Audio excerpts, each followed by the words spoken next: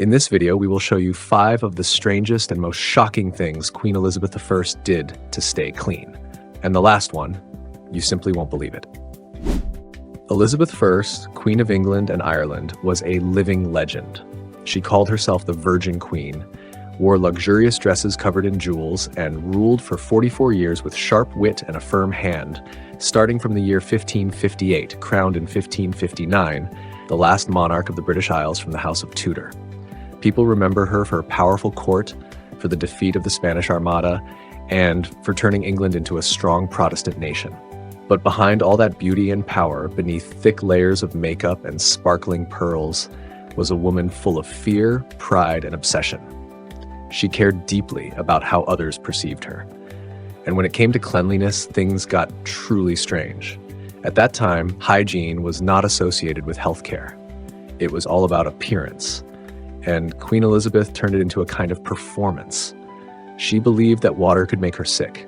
She feared aging so much that she treated her body as something sacred, something that should not be touched by time or even by soap. Elizabeth had a powerful addiction: sugar. At the time, sugar was not something everyone could afford. It was rare, expensive, and brought from distant lands. Most people could go their entire lives without ever tasting it. But for the Queen of England, it was everywhere. She didn't just love sweets, she practically drowned in them. Her royal feasts included candied violets, sugar-coated fruits, sweet almond marzipan, and desserts soaked in syrup. To possess sugar meant to display one's high status. Elizabeth didn't just eat it, she used sugar to showcase England's growing power and wealth. But here's the shocking truth: this sweet obsession came at a terrible price. In the 16th century, dentistry was primitive. Toothbrushes were rough, and most people cleaned their teeth with sticks, cloths, or crushed eggshells. The Queen, however, had her own special recipe: a homemade toothpaste made from sugar and herbs. Yes, sugar. The very thing that destroyed her teeth, she used it to try and clean them. Worse still, she also used coarse, abrasive powders, which over time wore away the enamel. As the years went by, her once regal smile turned into something shocking. Foreign visitors noticed. By the 1590s, her teeth were black, broken, or completely missing. It was said that her breath was so foul that people felt physically unwell standing near her, and sometimes her speech was hard to understand because she spoke through a mouth full of rot. Nevertheless, she refused to let doctors pull them. Elizabeth was known for her stubbornness and terror of pain. To convince her that it wasn't fatal, one courtier even voluntarily had his tooth pulled out in front of her. Just imagine someone screaming in pain willingly just to make the Queen open her mouth. But perhaps the strangest thing was what happened next. Instead of laughing at her decayed teeth, noble ladies at court began to imitate her. Yes, they blackened their own teeth with soot and charcoal to look like the Queen. At the palace, even tooth decay became a symbol of class. If the Queen had black teeth, then black teeth meant beauty, power, and wealth. The darker your smile, the richer you looked. In a world where everything the Queen did became fashion, even rotting teeth became desirable. That is the power of monarchy. Bathing. You may have heard the shocking phrase, "I bathe once a month, whether I need it or not." Some say that Queen Elizabeth I actually said this. Others believe it's a myth. But either way, it shows how people back then viewed cleanliness and how strange that was compared to today. At that time, water was considered dangerous. People believed it could carry diseases, weaken the body, and let in foul air, what they called miasmas. This invisible poison was blamed for spreading deadly illnesses like the plague. For many people, taking a bath wasn't seen as helpful. It was risky. That's why Queen Elizabeth avoided it. Instead of washing with soap and water, she had another routine. She changed her linen underclothes, known as shifts, sometimes several times a day. People believed that the soft fabric absorbed sweat, dirt, and toxins from the skin. No water was needed, only fresh cloth. When she refreshed herself, she used rose water, vinegar, or herbal mixtures prepared by her royal apothecaries. These liquids were gently rubbed into her skin by her maids. It was a slow, careful ritual, not for hygiene, but for appearance. Her body was treated more like a sacred object than a human one. It had to remain flawless at any cost. Why not just take a real bath? Because that was not easy at all. Her palaces had no plumbing, no running water. If she wanted a bath, it meant carrying out a massive wooden tub, heating dozens of buckets of water, and calling at least 3 servants to pour, mix, and prepare it all. It was like organizing a royal ceremony. Bathing was a luxury, not a habit. And yet, she was called clean. She wore hundreds of gowns made of fine silk and velvet. She smelled of flowers and spices. She had perfumed gloves, scented handkerchiefs, and she demanded that her appearance be flawless from head to toe. But all of this created the illusion of cleanliness, not real sanitation. There was no lathering, no rinsing, no soap. Elizabeth avoided bathing not because she was dirty or lazy. She avoided it because too much reality could destroy her perfect image. Water could smear her white makeup. It could break the illusion. It could make her human. And in her mind, a queen should not be human. Now let's talk about her makeup. Queen Elizabeth's face is one of the most iconic in history. White as porcelain, smooth as a statue, and cold as stone. But that wasn't her real skin. It was a mask, carefully applied each day. Not for beauty, but for power. In her time, pale skin meant wealth, high status, and even a sign from God. The whiter you were, the higher you stood. And the queen took this to the extreme. She didn't just wear makeup. She used it to build a myth, a perfect version of herself that could never age or weaken.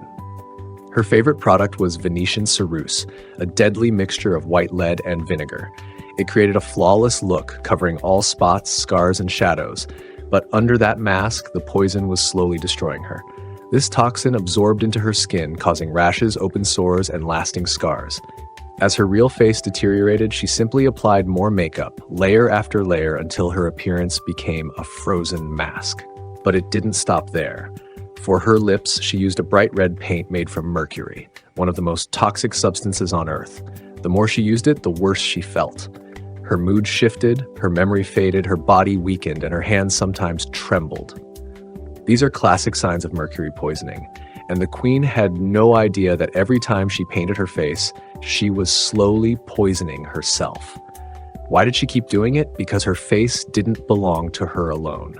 It belonged to England. Her image was her power. It made her timeless, godlike, untouchable.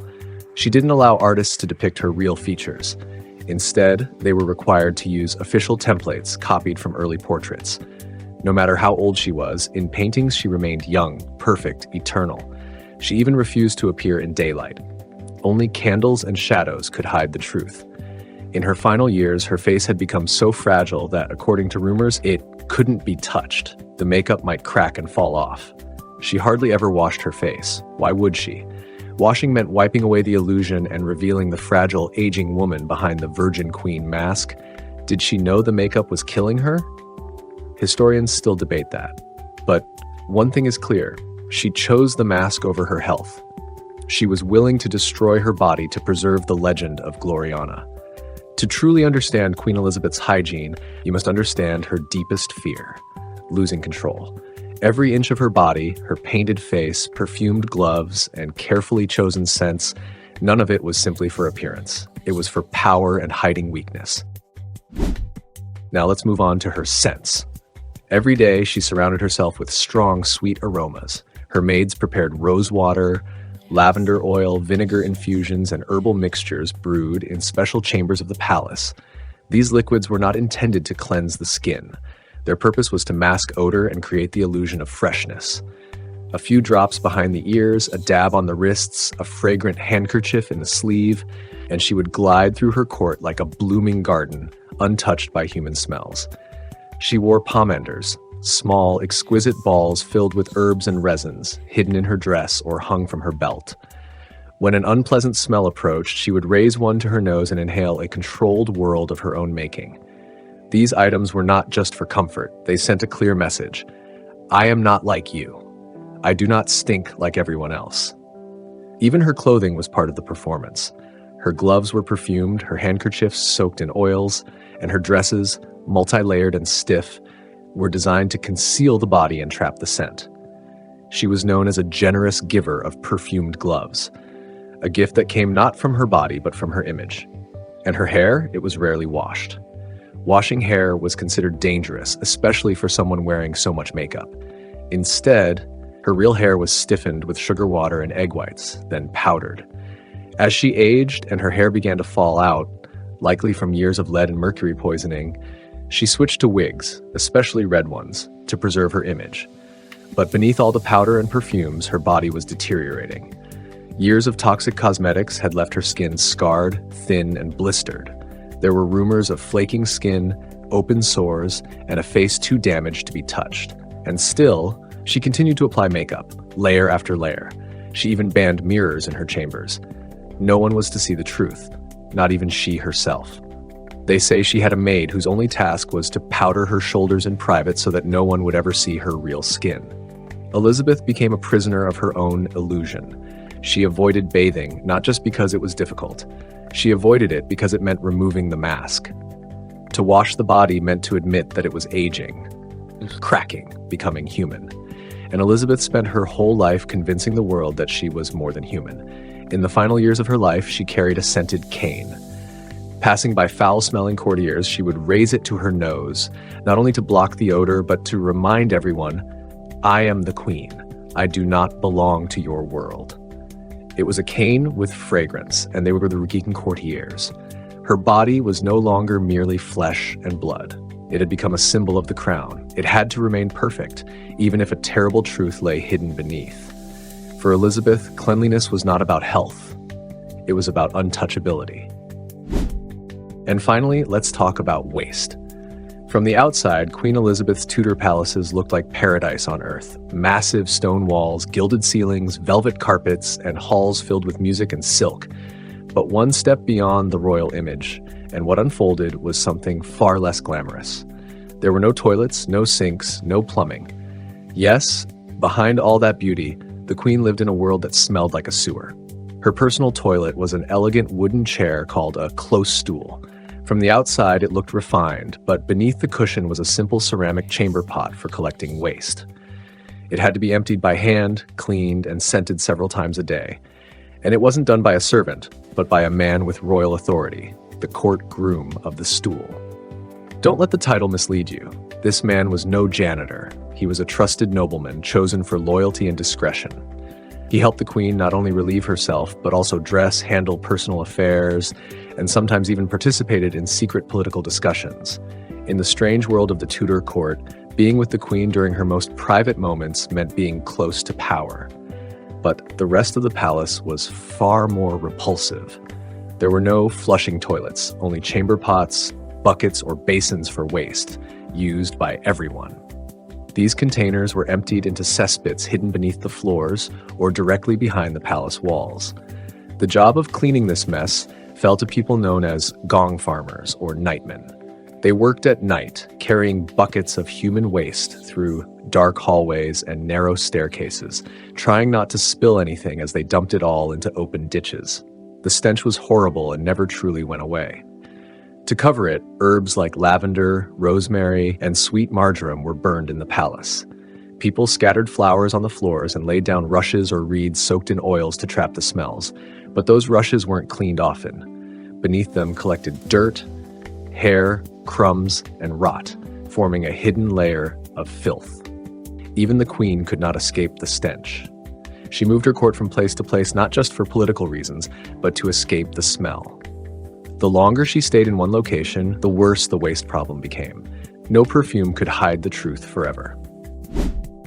This was the true face of royal life, a world of gold and velvet on the outside, but decay and disease on the inside. A place where power lived side by side with filth, where the most powerful woman in England fought a constant battle against the smell of her own kingdom. Queen Elizabeth did not rule by accident. She ruled with calculation, with style, and with the art of illusion. Her hygiene was not a sign of laziness. It was intentional. Every mist bath, every drop of rose water, every powdered wig, all of it was part of a grand performance. In a world where a woman's power could be destroyed by a single rumor, Elizabeth turned herself into something untouchable, ageless, superhuman. She knew the truth. A bath could break the mask. Water could wash away her power. A bare face could invite judgment. A real aging body could destroy the illusion she had spent decades crafting. So instead, she powdered, she perfumed, she painted, she posed, and she became a legend. Elizabeth I may not have been clean by today's standards, but by design, she was flawless. In her world, soap and water were not tools of health, but threats to power. She didn't just survive, she mastered the art of being seen, yet remaining unknown. In the end, her true cleanliness wasn't on her skin, it was in her image. And for a queen, image is everything. Thank you to everyone who clicked like and subscribe to the channel. Share your thoughts in the comments, and see you in the next video.